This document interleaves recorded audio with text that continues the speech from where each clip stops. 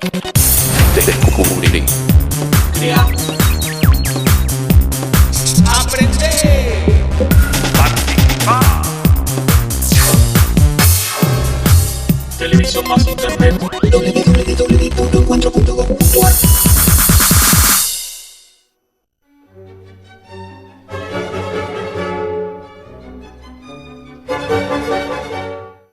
América Latina y el Caribe es la denominación oficial de esta parte del mundo. Es la región que más nombres por sumatoria posee, fruto de curiosos bautismos y agregados. ¿Por qué América? ¿Cuándo y por qué surge el complemento de Latina? ¿Por qué Caribe, un término indígena para incorporar sociedades sajonas y paradójicamente completar la denominación oficial de la región, excluyendo de ella a sus pueblos originarios? Hoy vamos a recorrer la historia de los nombres propuestos o impuestos, perpetuados u olvidados para esa tierra y su gente. Nombres que implicaron distintos proyectos y formas de pensar esta parte del mundo. Bienvenidos a Explora América Latina.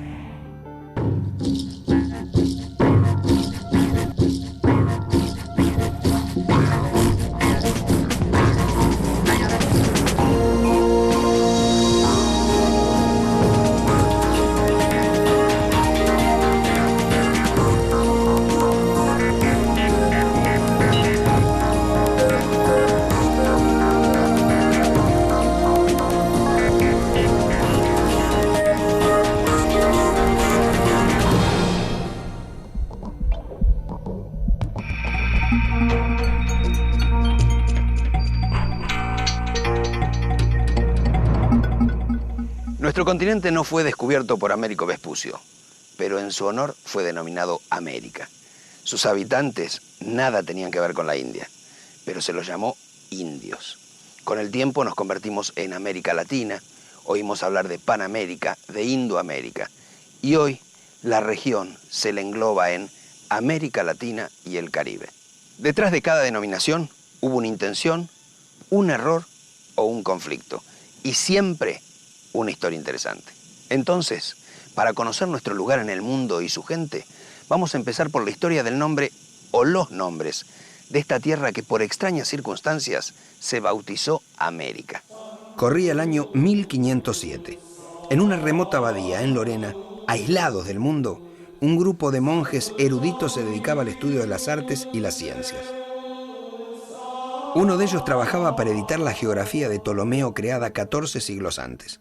El monje y geógrafo se concentraba en los mapas que ilustraban el libro, pero algo llegaría a sus manos que cambiaría no solo su obra, sino la visión del mundo. Entonces el mismo Luque Lorena, al parecer, les acerca una carta y los 4 viajes de Américo Vespucio.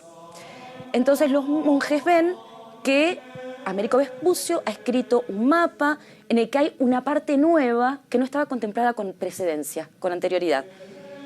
Entonces dejan de imprimir la ya antigua y superada geografía de Ptolomeo y se ponen a imprimir en la imprenta, que era un invento relativamente nuevo, ese mapa. Entonces uno de esos geógrafos, que se llama Waldseemüller, en discusión con estos monjes cartógrafos, decide cambiarle el nombre que originalmente le había puesto Américo Vespucio. Américo Vespucio era un navegante florentino, era bastante soberbio y muy intrépido, pero no iba a tener la suficiente soberbia como para decir, bueno, pónganle mi nombre. Vespucio había llamado a esa tierra desconocida Mundus Novus, pero los monjes decidieron reemplazar ese nombre por otro, en homenaje a quien suponían su descubridor. El nuevo mundo se llamaría América, que sería tierra de Américo, y el femenino era para hacer coincidir a esta nueva parte del mundo, que ya en principio parecía incómoda para entrar en el mapa, con otros nombres de mujeres que tenían los 3 continentes conocidos: Asia, África y Europa. El primer mapa de América y la carta de Vespucio, en la que narraba sus viajes y describía esa nueva tierra, circularon rápidamente por Europa. Pero la idea de un cuarto continente chocaba contra cosmovisiones de finales de la Edad Media y hasta de ciertas ideas místicas y cabalísticas sobre el número 3. 3 hijos tuvo Noé, la perfección cabalística del número 3, los 3 Reyes Magos. Era un mundo concebido de manera tripartita. Bueno, la Santísima Trinidad. Entonces esta cuarta parte del mundo, de alguna manera, venía a corromper esa perfección, a problematizar esa idea del mundo que se tenía en ese momento, desde una Europa que tampoco era una Europa consolidada como tal. Los documentos sobre América se multiplicaban gracias a la imprenta, inventada hacía unas pocas décadas, y se convertían en lo que hoy llamaríamos un bestseller. Europa se enteraba de la existencia de América ignorando por completo a un hombre. Cristóbal Colón había muerto meses antes en Valladolid, después de años de enfermedad, en el anonimato y sin saber que había descubierto un continente. Pero, ¿cómo fue cambiando el pensamiento de Colón sobre las tierras que iba explorando a lo largo de sus viajes? Lo de Colón es muy interesante. Colón era un navegante excelso y un geógrafo muy avesado. Sin embargo, él no ve las evidencias. Cuando llega en el primer viaje, en 1492, ve a los indios, ¿sí?, entre comillas, y cree que son emisarios del Gran Khan. Él fue el que llamó indios a los indios, creyendo que estaba en la India, ¿no?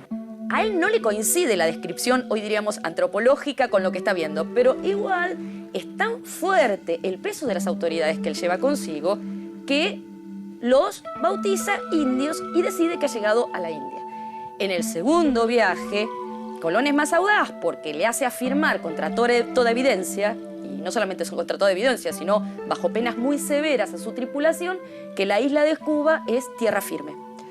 Toda la tripulación veía que era una porción de tierra rodeada de agua, a lo que se le llamaba comúnmente isla. Y tan empecinado estaba en su error que hasta en el tercer viaje se trajo un escribano para certificar que habían estado en Asia.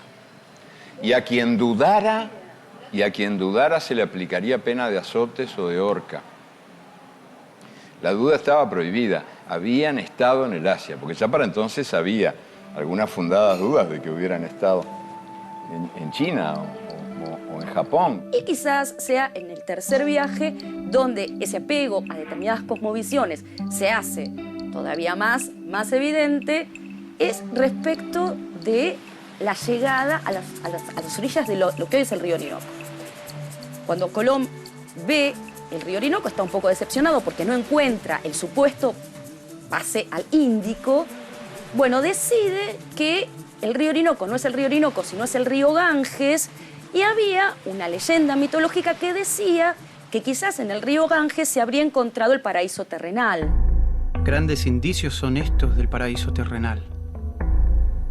Yo jamás leí ni oí que tanta cantidad de agua dulce fuese así, vecina con la salada. Entonces Colón dice, bueno, un río que es tan caudaloso de bajar de una montaña muy alta. Entonces decide que ya la Tierra no es redonda, que eso es el paraíso terrenal, y no es redonda si no tiene forma de pera, lo dice él, a través de Fray Bartolomé de las Casas, o también como un pezón de mujer. Hasta bien entrado el siglo XVII, España seguirá hablando de Indias para referirse a América. Y para mantener el equívoco, al referirse a los habitantes originarios, los llamará indios. Indios. Indios no es una categoría étnica, no es una categoría geográfica, no es una categoría social, sino que es, como dice un antropólogo muy conocido, la mención de los vencidos. Lo cierto es que la palabra indio tomó carta de ciudadanía y terminó denominando al conjunto de las poblaciones nativas originarias de América Latina al momento de la llegada de los europeos. No pasaron tantas décadas para que se dieran cuenta que esto no eran las Indias, pero el concepto de indio quedó. No son aztecas, ni araucanos, ni calchaquíes, ni mapuches, ni toltecas, ni mayas. Son simplemente indios. Una manera de borrar sus múltiples identidades originarias.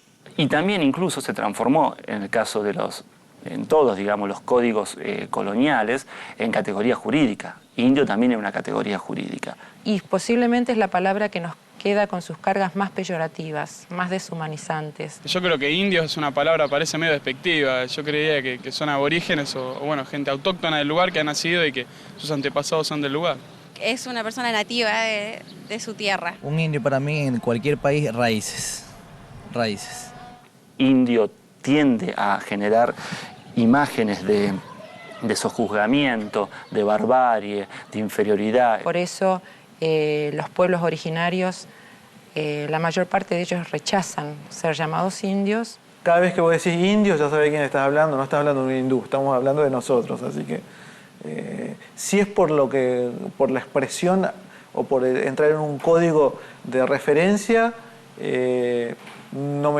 para mí no es importante qué nombre. Ahora, si esto implica el reconocimiento de pueblos, el reconocimiento de uno mismo como un sector de la humanidad con la importancia que lo tiene, entonces sí, estoy de acuerdo que se encuentre la nomenclatura adecuada y elegida por nosotros y en consenso, ¿no?